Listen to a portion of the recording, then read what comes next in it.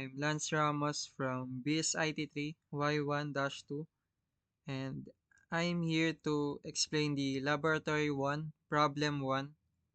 So first is magde-define tayo ng function which is si check even odd na tatanggap ng isang integer which is yung number. So next is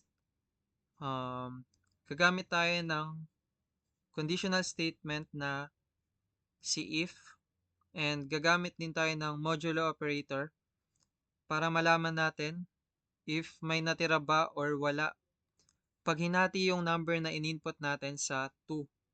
If may natira, syempre magiging odd yon. If wala naman, even ang ating number. So, kung ang number natin is even, magbabalik siya ng value na 1.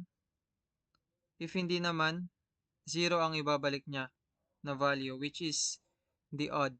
So, dito is gagamit lang tayo ng input function, including the int or the integer para maging whole number yung i-input natin. So, pagkatapos ay isa-save natin yung 5 input by using list sa numList, which is the variable name. Then, i-initialize lang natin yung dalawang counter variables sa 0.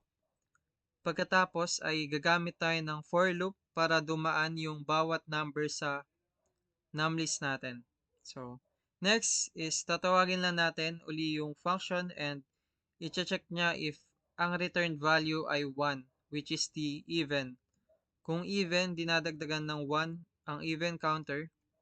Parehas lang din siya kay odd. Syempre, if ang returned value ay 0 or odd, dadagdagan lang din siya ng 1.